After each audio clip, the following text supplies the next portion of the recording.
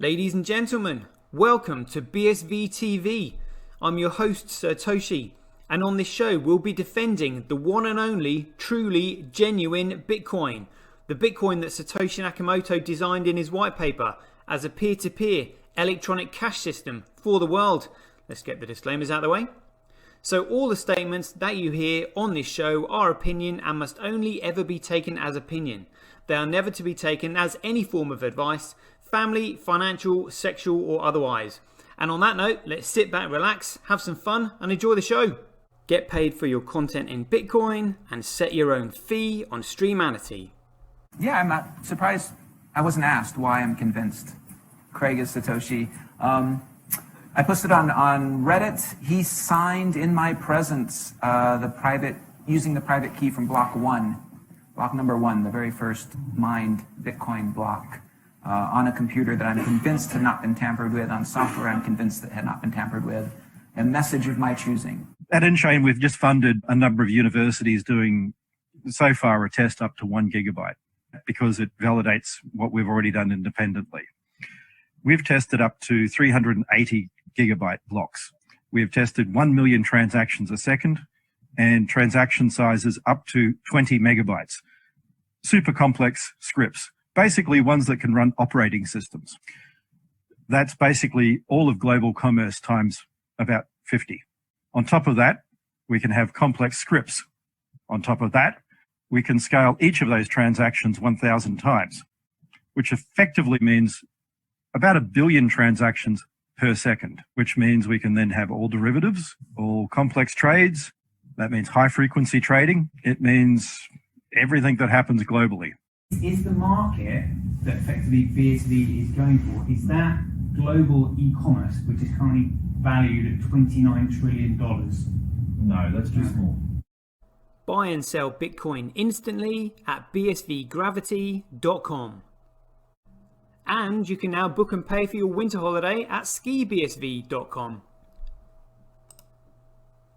Alrighty people, how we doing? It looks like we are live at 5, rocking and rolling today. Let's jump straight into it. This is the crypto forecast, the health of the system, the strength of the network. Look at this. So, Bitcoin at a 0.4% hash rate. Again, I mean, it just could be due to more hash rate just coming on and going on to coin. Like, who knows, but doesn't really mean jack shit anyway. I mean, 4% hash rate, I'd be all over that if you were smart and you understood Bitcoin. Clearly, these shitcoiners have no idea. Network nodes, as we know, all they've same as they ever were since the 15th of November 2018. Again, that will change with time, as we know. Transactions, Bitcoin smashing it with over 70%, leaving less than 29% for these shitcoins to squabble over. Block size, again, Bitcoin killing it with over 50%. That's all we need to see. Let's get into see who's been mining what. Right, let's play spot the biggest block on Bcrash. We've got 441 so far. 200, 300, 471. All right, 471. Mined by Binance. Absolutely pathetic. The biggest block on the network. In comparison to, let's see what we've got on Bitcoin. 12,000, 16,000, 22,000. Look at that. 22,000. In comparison, I mean, like, I'm only saying that because I'm laughing at Bcrash. I mean, like, even 27,000 is pathetic in comparison to what Bitcoin is actually truly capable of. Right, okay, the exciting bit's coming. Gonna see Bitcoin here. Let's have a little looky. Way. Whoa. Whoa, hey. Huobi, like, I don't know if they're... I mean, they've massively increased their hash rate on Coin as well. And Bcrash. And Bitcoin. Have they been listening to my show? Have they suddenly figured it out? Like, what's going on? They've now got a more hash rate than Tal. I mean, Tal is certainly not a small mining operation. I mean, Huobi, I mean, they're also on, Bcrash. And, I mean, look at that. I mean, that's the 5th largest miner on Coin. Yeah, 5th largest miner, global hash rate, 24 hours. I mean, Huobi are huge. Yeah, absolutely massive. Don't know where they got their investment from, but you know, obviously, you know, mining was the game to be in to get the biggest returns if you got into Bitcoin early. And you know, actually, in terms of, you know, who's got the most Bitcoin, knowing what I know, and knowing that, you know, almost like the earliest miners, you know, are easily probably carrying, you know, maybe 10 to 15% of the overall Bitcoins in supply each. And there's, I mean, let's look at these. Yes, so global hash rate 7 days. Oh, so yeah, this is the one. So I reckon I would say, you know, BTC.com, F2 pool in, maybe, you know, via BTC. You know, I reckon they've each got, you know, around like 10% of the supply each. You know, maybe more. I mean, they're huge miners, and they've been in this from the beginning. So I honestly think that these large miners have got like over 50% of the entire Bitcoin supply between them. But the reason they need such a lot, is because later on, as I've said before, they are going to be competing with the largest corporations on the planet. Google, Amazon, Facebook, Netflix, they are all going to be miners. Like I said, because they have the transactions to be able to sustain and justify the mining network, and they also want security over their data. So these mining companies that we're looking at the moment, they have to compete with these multi-billion dollar companies. Multi-billion-dollar companies. So actually, while we're here, why not? Let's just have a look at Google stats, shall we? We go Google profits. Just being nosy. 2019. Let's have a look. Revenue 162 billion, up 18% year over year, up 20% on the constant currency base. I mean, yeah, 162 billion. These mining operations are going to have to compete with these companies. You know, and that's revenue growth up from, you know, years before. So, you know, these large corporates aren't really going to start flooding in to Bitcoin until BSV, I'm estimating, gets to around $5,000. And the reason I say that is because it was Coolcoin got to $5,000 previously in 2017 when I heard rumors that, you know, like the likes of Mackie D's and Starbucks were trialing it. But obviously, you know, they had no idea back then about SegWit and how the block size had been capped, and they were just like, this is shit, we can't use this. Our customers can't be waiting in line for, you know, for a week to have their transaction confirmed before we give them a burger. Yeah, absolutely insane. So that's what these miners are competing with. So they need those Bitcoin. We here are a very, very, very, very small fraction. A very, very small fraction. You know, I mean, we're lucky. You know, I mean, if we can get, well, I mean, anybody who, I mean, imagine having like, you know, 100 Bitcoin. I mean, whoo, you know, that's you know, that's a lot of Bitcoin. Like, especially if that was like Coolcoin prices, of which it will be very soon.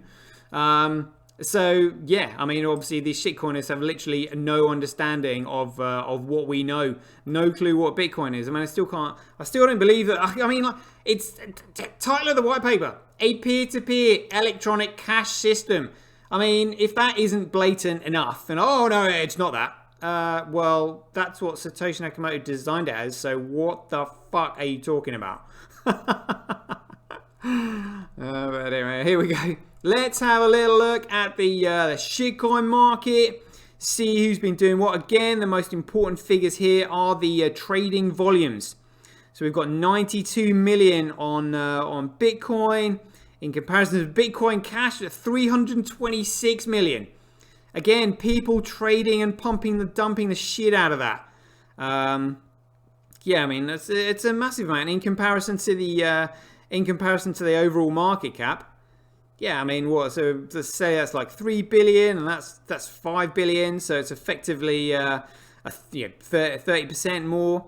Whereas the trading is way more. I mean, look at that. I would say that was 100. So that's like, it's almost like 3.5 times the trading volume. Because B Crash is a piece of shit. This shows that Bitcoin is not being let go of. I'd say it's being accumulated, because obviously all of us here are just like, well, not going to be letting go of that bad boy. We know what's coming. And this person is saying, interview, is the stock to flow model flawed? Well, yeah, we know it's flawed. It's utter bollocks. I've not heard of Charlie Morris. Sorry, mate. So it's only a small one here. The stock to flow model is flawed, says Charlie Morris, co-founder and chief information officer at crypto data firm ByteTree. What are your views on the Satoshi BTC movement? Again, conjecturing, purely speculative, but who has got the know-how to be able to just simply, seamlessly transfer $1 billion over to the Department of Justice? And you're not simply going to do that willy-nilly. You need assurances that the person you're handing it over to at the Department of Justice isn't a scumbag themselves, because there are rogues within the Justice Department. We've already seen this. And $1 billion is a huge amount of money. That's probably larger than the biggest, haul of, drugs from Colombia that they've ever seized. It is absolutely massive. So I would say, if somebody's going to gift you $1 billion so easily and so seamlessly, are you not, being the Justice Department, going to lend an ear and be curious as to how you are receiving $1 billion? Oh, we've just received $1 billion. How have we done that? How have you done that? Who are you? And got any more information for us? What do we need to know? Now we've got $1 billion, we could get more money in the future. What is it that we don't? How have you got hold of this? So I would suggest that it's, maybe potentially, some information has been exchanged from somebody who is very in the know and obviously wants the Justice Department on side. So you could almost view it as a payment, maybe. But I suspect, it's to. I suspect that movement has very much improved relations with the Justice Department and those who want Bitcoin to be used as a peer-to-peer electronic cash system within the law. That's what I suspect. Again, purely speculation. It is going to go absolutely insane. I do not really want any shitcoiners knowing my person or my business. I mean, I even had the thought of, when this thing goes absolutely crazy, why don't I just bugger off to Antigua? Just sit in an island with all the CoinGig lot and Calvin. While all the world is going nuts, at least you're with people in BSV who are sort of like along the ride with you, and it's just like, let's just get out of here. Do you know what I mean? Like, it's gonna go insane, like absolutely insane. But we need more content creators, for people to tune into. I don't want to be like the focal point or the soul. I mean, I know I produce a show every day, but these shitcoiners, they're so dumb. Like, they are so dumb. And they're literally all price orientated. Like, when we had 18 people watching the show the other day, it was, again, they tuned in, because like the number was going up. And it's like, I cannot be arsed with these numbnuts. I don't want them listening to my show. Like, they have got no fundamental interest in this thing. They are only tuning in for pure greed, and short-term greed. Oh, well, yeah, when's a good time to get in? And, Toshi might give us some good exit points. Like, do one. I'm not giving you exit points. I'm an investor. I'm telling you about the fundamentals of this thing, and they're too dumb to figure out, because they're just, can you convert this to real money? Like, fuck off, real money. You know, because they still think in dirty dollars, just like all these other shitcoiners do. You know, these BTCs, they cannot wait to cash out into dirty fiat. That's all it is. Oh, well, it's a store of value. You don't use it. You know, you store your value in it, and then you know, you sell it in a few years' time, and that's it. They've got no intention of using it. You know, and it really pisses me off. And these are the kind of, you're never going to get that through their head. You know, and they're going to be debating you and like all the stupid questions and shit like that. You know, I'd rather have an audience like yourselves who are knowledgeable about this and understand you know, what I'm saying. You know, so we could do with far more content creators. You know, maybe you test yourself, see what you don't know or what you're not sure of. I'd never been a content creator before I'd done this. I mean, it was you know, I was on the BSV channel. That's kind of, but I mean, I was nervous when I first went on there. I was like jabbering away. I mean, luckily, you know, Shem was like really, really good at kind of just, you know, pointing the talking stick and like making you feel relaxed. And, you know, great times. Best time I've ever had in Bitcoin was when I was co-hosting that BSV channel. Honestly, I absolutely loved it. You know, I look back on it with exceptionally fond memories. You know, it would be nice to, you know, have more people on this show. I mean, there's two things. Like, it was great being on that show because as a co-host, you know, I didn't have to put any effort in. It was just a laugh. You know, Shem was kind of like dictating the conversation, and that was like, you know, impulsing my hippocampus, and I was like, you know, having all these backwards and forwards chin wag and stuff like that, and then like, you know, Tramp was competing for a bit of attention as well. You know, it was just egos in there. It was just great fun. It was great fun. I mean, now doing my show, obviously I can quit whenever I want. So it's just like, that's quite a good thing. As in kind of like, if I really, really want to do like a 10-minute or 20-minute show, you know, because I'm like starving hungry or something, I can just simply say, right, you know, thanks very much. Hope you enjoyed the show. Good night. Yeah, so that's good. So yeah, it's quite nice doing that. Whereas when you're talking with somebody, I mean, especially because I talk every day. I mean, I'm surprised I haven't lost my voice really, to be honest with you. But yeah, you know, give it a go. Give it a go. So anyway, thanks for tuning in. Just think if there's any more messages in there. Oh, tell you what, is there any other questions, Shelley, that you want answered? I hope we've done a good job there. Right. Okay. Well, I've been going for 1 hour and 20 minutes. It's a mammoth show. So I hope you enjoyed it. And as ever, be aware, take care, stay safe out there. Joy given. Catch you guys later. BuyBSV.live, the best place to buy Bitcoin SV online. Get paid for your content in Bitcoin and watch the full episode on Streamanity for just 20 cents. Go to www.satoshi.tv. See the link in the description below. Bitcoin, one world, one chain. Yeah! One vision.